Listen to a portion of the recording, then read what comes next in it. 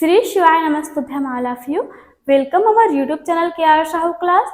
तो गाइस, आज का ये वीडियो बहुत ही स्पेशल होने वाला है क्योंकि आज हम लोग इसमें हिंदी समरी करने वाले हैं। ठीक है, चलिए वीडियो को स्टार्ट करते हैं। इससे पहले अगर आप लोगों ने अभी तक वीडियो को लाइक नहीं किया, जल्दी से वीडियो को लाइक कर दीजिए। चैनल पर नए चैनल को सब्सक्राइब भी कर लीजिएगा और वीडियो पसंद आए तो अंतिम में कमेंट करना तो मत भूलिएगा। The fire and the rain, इसको लिखे हुए हैं गिरीश कर्नाड जी ने। इनका जन्म हुआ था 1938 में और इनका डेथ हुआ है 2019 में। ठीक ना। इसमें काफी सारे मेन कैरेक्टर्स हैं। रभ्य और एक रभ्य की फैमिली है और सेज ऑफ भारद्वाज। इसमें ये जो सेज है रभ्य दोनों सगे भाई हैं, दोनों मतलब ब्राह्मण हैं, लेकिन इनकी आपस में नहीं बनती। ठीक है। अब ये जो रभ्य है ना, इनके दो बेटे हैं, परवासु अरावासु, और इनकी बहू है विशाखा, परवासु की वाइफ है। अरावासु का अभी तक विवाह नहीं हुआ। ठीक है। अब जो सेज ऑफ भारद्वाज है, इनका एक ही बेटा है यावाक्री। ठीक है। इसके अलावा इसमें और भी कैरेक्टर हैं। एक नित्यलाई है और दूसरा है अंधका। ठीक है।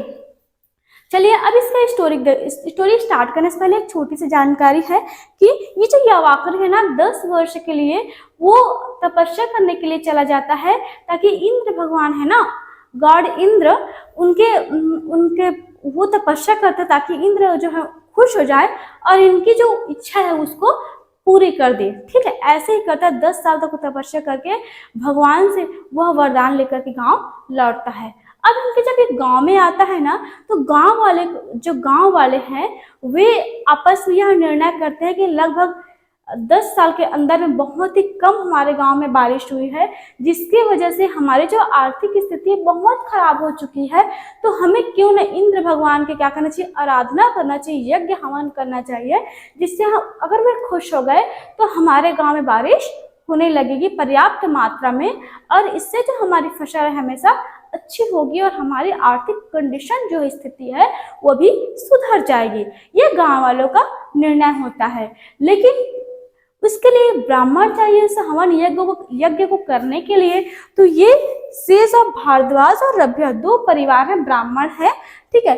तो गांव वाले इस काम के लिए चुनते हैं रभ्य को। तो यह जो बात है ना, यावाक्री को बिल्कुल भी अच्छी नहीं लगती, क्योंकि ये 10 साल एक तपस्या करके आए, काफी इसके पास ताकत है और ये चाहता था कि जो मेरे पिताजी भारद्वाज वो काफी शक्तिशाली है, इससे अच्छा कोई हवन यज्ञ नहीं करा सकता। ठीक है ना। लेकिन इनको ना चुन करके गांव वाले रभ्य के परिवार को चुनते हैं उस हवन यज्ञ के लिए। ठीक है। अब अगला देखते हैं। ये जो परवासु उसकी वाइफ विशाखा है और अरावासु इसकी विवाह नहीं हुई है। तो जो अरावासु है ना, एक लड़की से प्यार करता है, लव, जिसका नाम है नित्यलाई। अभी जो अरावासु ब्राह्मण है और नित्यलाई क्या है, ये है ना ब्राह्मण नहीं है, ब्राह्मण नहीं है। तो इससे क्या है, उसके जो पेरेंट्स है उसको पसंद नहीं, क्योंकि उसके पेरेंट्स चाहते हैं कि हम अपने कास्ट के, सिंपल कास्ट के जो लड़के हैं उसी से इसका विवाह करेंगे, ब्राह्मण के साथ नहीं करेंगे। लेकिन ये दोनों चाहते हैं कि हम आपस में विवाह करके खुश रहेंगे। तो जो यावाक्री है इसने कहा था कि तुम मेरे पास आना, मैं तुम्हें कुछ बताऊंगा, कुछ बोलूंगा, इस तरह से। और ये दोनों रास्ते चलते हुए उनके जगह पर जाते हैं। जब वहां जाते हैं तो एक आदमी है जो कि गेट पर पहरेदारी करता है, जिसका नाम है अंधका, जो कि ब्लाइंड मैन है। उसको सामने आंख से कुछ नहीं दिखता, लेकिन हाँ उसके पास इतना पावर है कि किसी के पैरों के आहार से या फिर खुशबू से जो इंसान आ रहा है उससे वो जान जाता है कि कौन है। आया, इनके पास थोड़ा देर रुके थे, बात किए, लेकिन हुआ क्या, जो यावाक्री है वहां नहीं आया। इससे जो अरावासु और नित्यलाई है ना, ये लोग वहां से निकलकर जंगल की तरफ चलते हुए चले गए। अब दूसरी तरफ जो विशाखा है ना, रभ्य की उसकी बहू, वो रास्ते में जब जा रही होती है तभी जो यावाक्री है उसके साथ मुलाकात होती है। रिश्ते में तो जो विशाखा है यावाक्री की भाभी है। ठीक है। लेकिन ये बताया गया है जो यावाक्री है ना, जब 10 साल पहले अपने जब गांव में रहता था तो जो विशाखा है ना उसकी लवर थी, दोनों एक दूसरे से प्यार करते थे। तो उसी चीज का यावाक्री फायदा उठाता है और कहता है, विशाखा तुमने विवाह कर लिया, मैं तो सोचा था कि तुम मेरा 10 साल तक इंतजार करोगी और जब मैं आ जाऊंगा ना तो हम दोनों विवाह कर लेंगे, लेकिन तुमने मेरा भरोसा तोड़ दिया। और उसको फिजिकली बहुत ही क्या करता है वो, एक तरह से कहे तो उसे हर तरह से वो इमोशनल कर देता है। ठीक है, इमोशनल जब वो हो जाती है तो ये दोनों जंगल के अंदर चले जाते हैं, ठीक है, फिजिकल रिलेशनशिप के लिए। तभी उसी जंगल में अरवाशु और नित्तिलाई जो है प्रवेश करते हैं, और वहां जब पैरों को निशान को देखकर जो नित्तिलाई है ना वो जान जाते हैं कि विशाखा यहाँ पर आई हुई है, और विशाखा के अलावा भी यहाँ पर यावाक्रे भी आया हुआ है। लेकिन नित्तिलाई बिल्कुल भी नहीं बताती अरवाशु के तुम्हारी भाभी यहाँ पर है, लेकिन ये जो सारा चीज को देख लेती हूँ उन दोनों को एक साथ, ठीक है, लेकिन वो बताती नहीं किसी को। और जब विशाखा पहुंचती है, अपने घर पहुंचती है, तो वहां पर उसके ससुर जी होते हैं रभ्या, वो विशाखा को देखकर जान जाते हैं कि कैसे मुंह काला करके आई है किसी के साथ, ठीक है।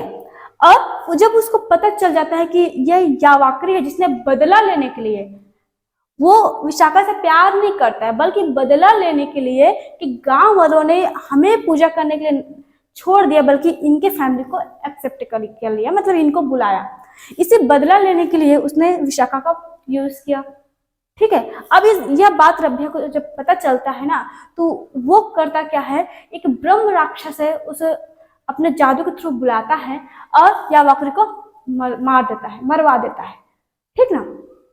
अब विशाखा पर भी अपना जो रभ्या है अपना गुस्सा को निकालता है। गुस्सा इसलिए निकालता है क्योंकि जो गांव वाले हैं ना रभ्या को पूजा हवन के लिए नहीं चुना, बल्कि उसका जो बेटा है ना परवाशु उसको चुन लिया। अब सोचो इसका बेटा ही है जिसको गांव वाले ने किया कि तुम पूजा कर देना, इससे इसको प्रॉब्लम हो गई और अपने बहू पर गुस्सा निकाल रहा है। तभी जो परवाशु वो आता है और आने के बाद अपनी पत्नी की स्थिति को देखकर वो सब कुछ समझ जाता है। तो विशाखा अपना सफाई देते हुए कहती है, देखो तुम्हारे पिताजी, ठीक है, मेरे पर गुस्सा कर रहे हैं, मुझे इस तरह से बोल रहे हैं, ठीक है।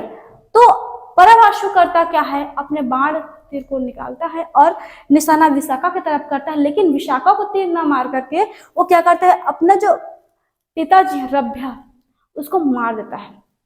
उसको मारने के बाद जब अरवाशु वहां पर एंट्री होता है ना तो अपने भाई से कहता है कि तुम पिताजी को संस्कार कर दो, ठीक है, इसके शरीर को जला दो, संस्कार कर दो, ठीक है। तो ये अरवाशु वैसे ही करता है। संस्कार करने के बाद ये पहुंच जाता है पूजा स्थान में। जब ये पूजा स्थान में पहुंचता है तो उसका जो भाई होता है परवाशु, ये बहुत खतरनाक होता है। वो करता कि गांव वालों को बोलता है, देखो यही है, ये खूनी है, इसने मेरे पिताजी को मारा और इसका संस्कार दाह संस्कार करके ये यहाँ पर पहुंचा है। क्योंकि जब ये घर आया होता है ना, जब इसकी पत्नी और इसके ससुर जी के बीच झगड़ा हो रही है मालूम उस टाइम, तो उसे वो पूजा को ना अधूरा छोड़कर आया होता है। तो ये फायदा उठाता है, ये अपना दिमाग लगाता है कि मैं इसको कह देता हूँ संस्कार करने के लिए, और ये संस्कार करके मैं जाकर अधूरा पूजा को पूरा करूंगा, और जब वो यहाँ पर आएगा तो मैं इसे गांव वालों से पिटवा दूंगा, इसे मरवा दूंगा, फिर मैं ही मालिक हो जाऊंगा यहाँ का। यहाँ पर क्या है, यावाक्री भी मर गया, पिताजी भी मर गए, अब ये भी मर जाएगा, ठीक है। और जो बड़े पापा है हमारे, ठीक है ना, पिताजी के भाई, वो तो बूढ़े हो चुके, तो मेरा ही राज रहेगा। इस तरह से वो प्लानिंग करता है और क्या करता क्या है, जो अरवाशु उसको वहां पर फंसा देता है, बोलता है यही है मेरा भाई जिसने पिताजी को मारा है। गांव वाले कुछ सोचते नहीं बल्कि उसे खूब मारते हैं और अधमरे करके ना उसके सांस चलती रहती है, उसे जंगल में लेकर के फेंक देते हैं। जब जंगल में फेंक देते हैं ना, जो नित्तिलाई है और कुछ लोग होते हैं, उनको जब पता चलता है तो वो जाते हैं और जा करके उसको ले आते हैं और इसका इलाज करते हैं।